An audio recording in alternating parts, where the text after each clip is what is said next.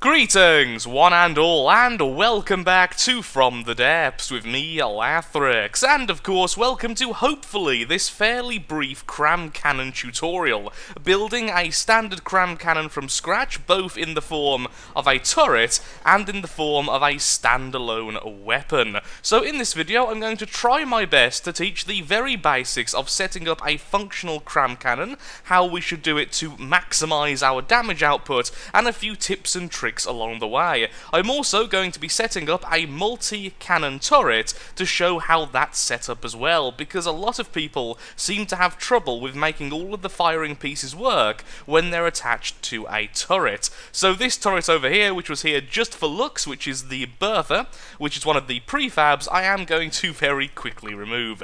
So goodbye to the Bertha. The other one will stay there for a while, because I would like to showcase some things with that. So here we are, in our little shack in the middle of the desert. We have an AI already set up, we have ammunition, and most importantly, in our game configuration, we have the automatic detection accuracy being overridden and set to 1. All this means is that we don't need a detection system, because the detection system is automatically implemented to all vehicles. All vehicles can see all other vehicles.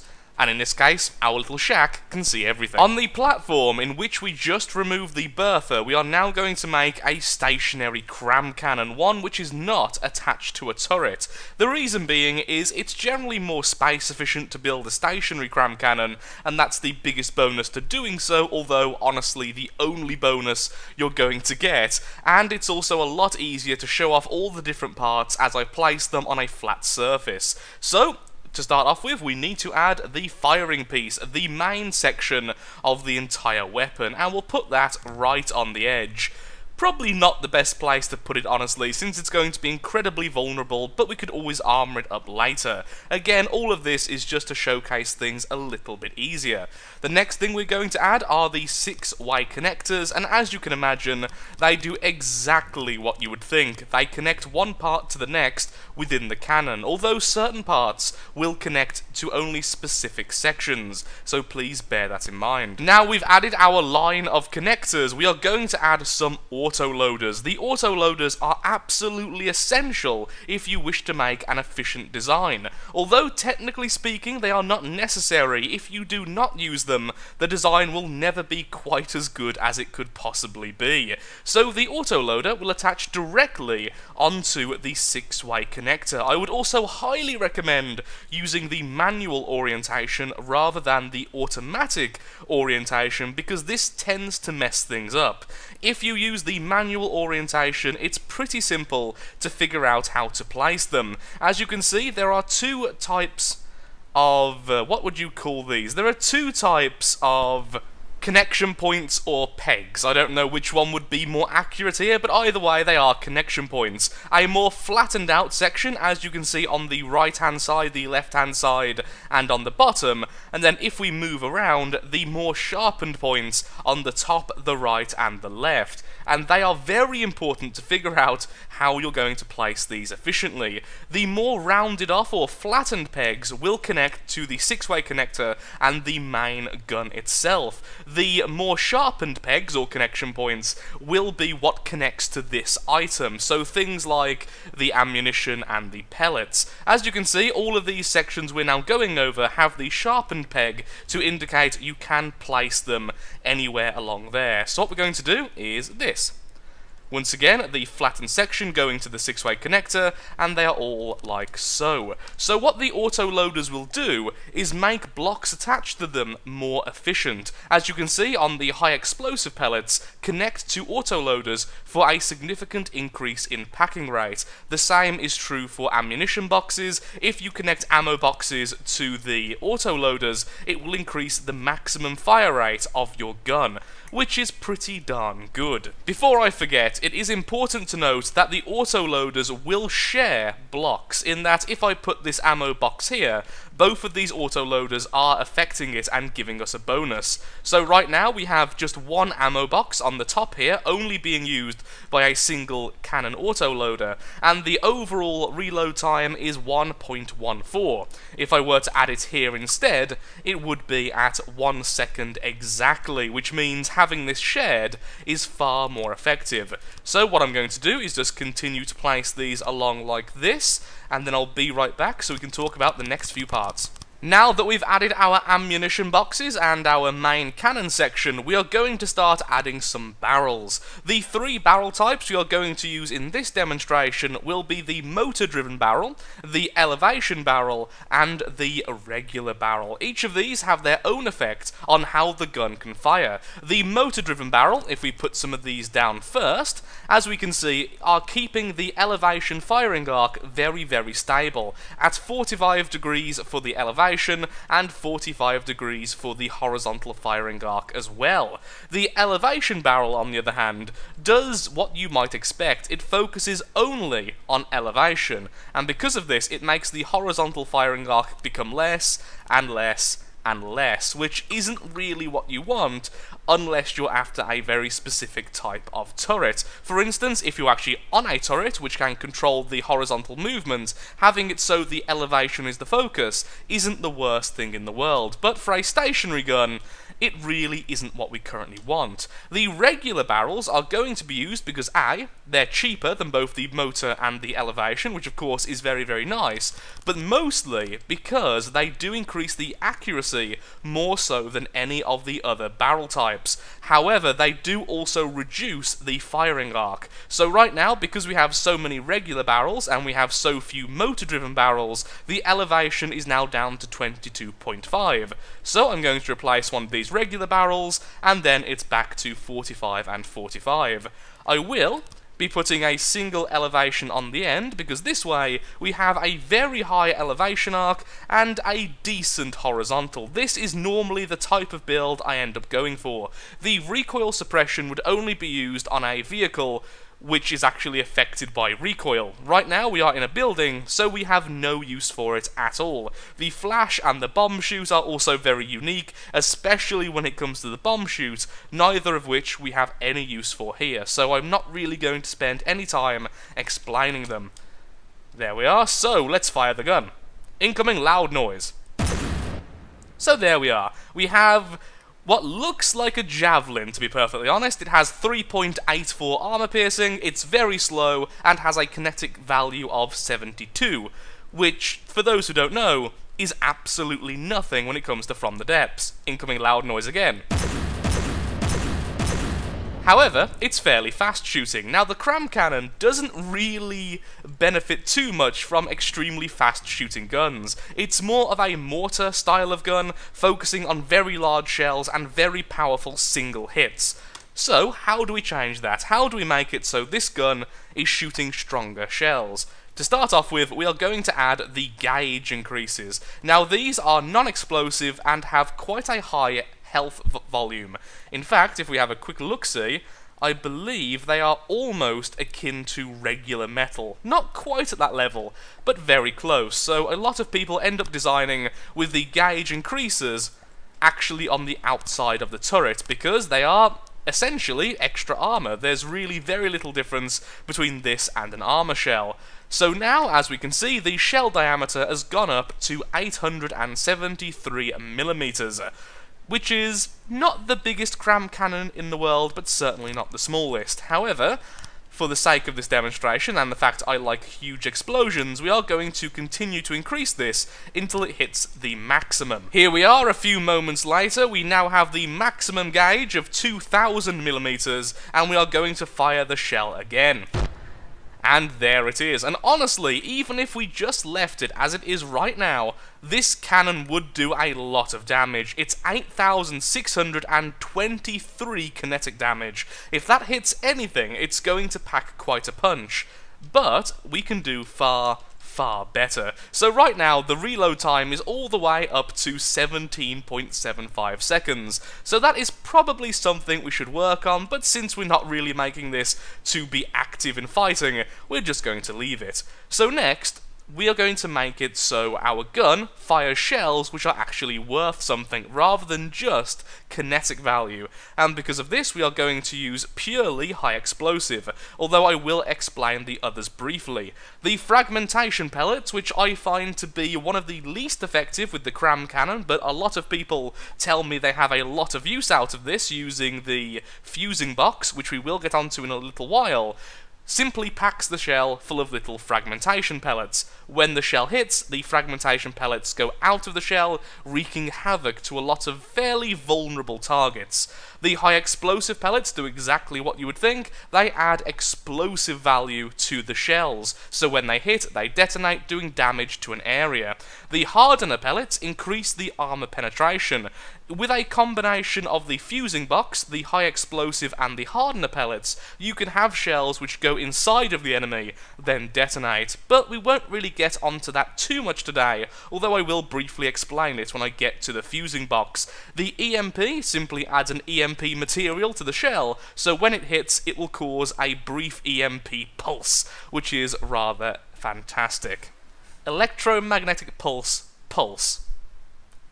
Good job, I'm the one teaching people. To keep things nice and simple, however, we are only adding the explosive pellets to this gun, and as you can see, I've already added 2 in the exact same way as the ammo boxes. Because they are added in the exact same way as the ammo boxes, if they are connected to an autoloader, they will affect the shell faster. So if we go back to the gun, we can see now that the explosive value is slowly increasing along with the explosive radius. This is because the pellets are slowly filling the shell with explosive pellets. The density level is currently only at 5.3. because we are adding them very, very slowly. This can go all the way to 100, which represents 100%. Next to the explosive damage is the explosive radius, which is very, very deceptive. This goes for all explosions within From the Depths. The true maximum radius of any explosion within From the Depths is actually only 10 meters. However, if you go above 20 meters, this means that 100% of the damage is being dealt to all things within that 10-meter radius. I may have the numbers a little bit off there because it has changed a few times since I've started playing, but either way, there is an explosive cap to the radius. The higher the radius, the more damage you will do within that cap to a certain degree. After that, you're just focusing purely on the explosive damage. So what we're going to do next is add more explosive pellets, and all of these are going to be added to the autoloaders in the exact same way as the ammunition. So as you can see, it's now far faster. In fact, it's now almost reached maximum density already. So next, we are going to add the fusing box. The fusing box makes explosive shells so much better. I can't stress how important adding a fusing box actually is. So we're going to add it in a very odd place. We're just going to add it here to the gauge increaser. Once again, you can see where we can place it by either having a red square, which is a no, or that lovely green peg, which is a yes. And then that gives us all of these options. For the sake of time, we are going to only use the inertial fuse, which is easily the most useful for general purpose shells. Explode on angle change. What this means is if it simply gets deflected by armor or a shield, the shell will detonate on the spot, and the explosive damage will be dealt to that location. This is very effective at countering shields with very high damage explosive radius weapons. So we're going to change the angle to explode to 0, which means the shell will not stand any deviation. As soon as it moves from its standard path, it will explode.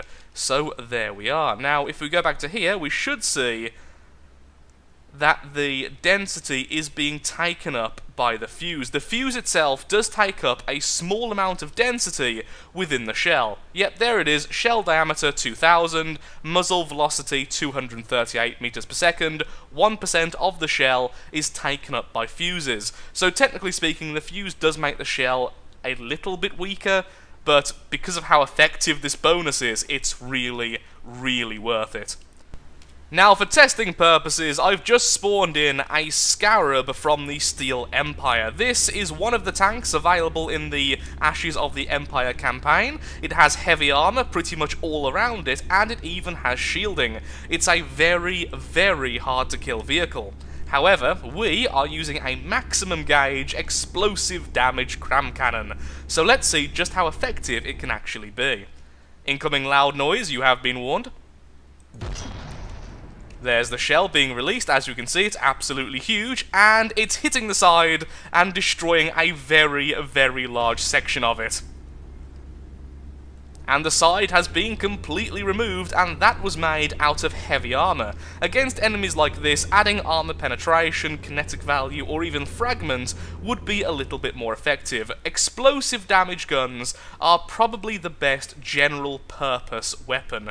They do damage against everything quite well, but they aren't really specialised in any way. So let's try to aim for the same location again, because manual aiming is so much fun.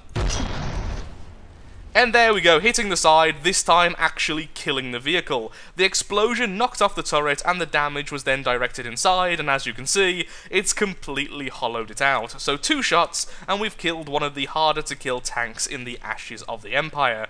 So that is how you make a very basic Cram cannon. And I really do mean basic. There are plenty of ways to change this up, like I was saying, with the different fuses, with laser targeters, and everything else. The laser targeters are used in conjunction with the fusing boxes and certain fuses. And then, like I was saying, everything else. There is a lot more you can do, but this is the basic Cram cannon, and once you know how to do this, it's very easy to experiment and figure out how to make the cannon of your dreams. So, to make this controlled by the AI, all we need to do is add a local weapon controller somewhere near the firing piece. Let's put it just underneath. As we can see, that says controlling one weapon. We then attach this via a wireless receiver to our AI. So right now, this is now connected to the AI, and we'll use that to fire. It's no longer only manually controlled.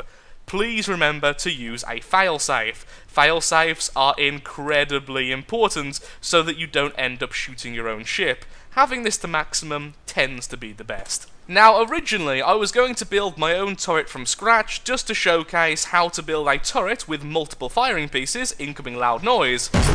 But instead, we are going to have a look at the Sally here, because the Sally is actually a really good example of a multi-firing piece turret that works correctly. So very briefly, if you would like to make your own turret, simply go into New Objects, go into the Axis Turret options, and then choose either the 1-axis turret or the 2-axis. I would highly recommend the 1-axis if you are going to be making Cram cannons.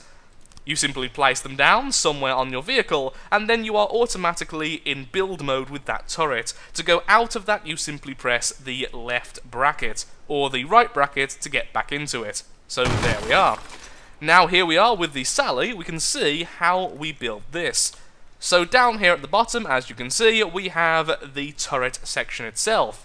Next to it, we have the local weapon controller, which is unbelievably controlling the turret itself. This will control all of the weapons on the turret. If you would like manual control with only one local weapon with one of the specific weapon types, you would need to make a local weapon controller next to that weapon itself on the turret. But since all of these are going to be firing at the same target and need the same settings, having the local weapon down here is perfectly acceptable. And by manual control, I mean individual control. I am good with the words. So the main thing I would like to highlight here is that each of these cannons are completely separate from each other.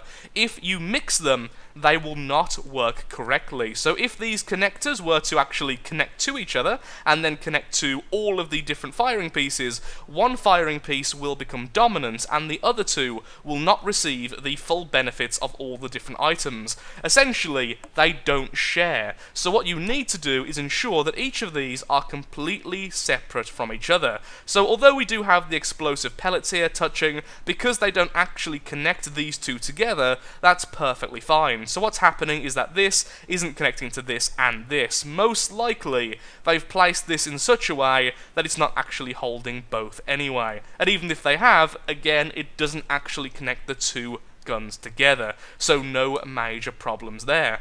Other than that, It's just built exactly the same as we've built our large cannon over here. It has its ammo boxes, which will draw ammo from the ammunition within the vehicle. It has explosive pellets, and I think it has a fuse box.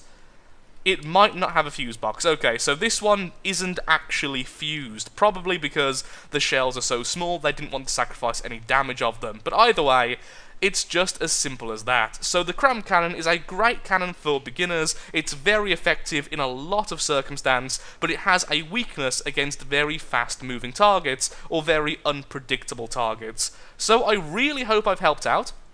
If I have, then of course, likes, favourites, shares, comments, all that good stuff helps out me, helps out the channel, and most importantly, shows that the tutorial series is something you wish to see continued in the future. If I've missed anything, or if you would like to ask me any questions, I will be trying to answer as many comments as possible, so feel free to ask away. I think I did a pretty good job in the last video, and hopefully I'll do a pretty good one in this one as well, answering as many as possible. So, thank you again for watching, and goodbye. Next time, we are going to touch on advanced cannons, which are far, far more complex. Thank you, and goodbye.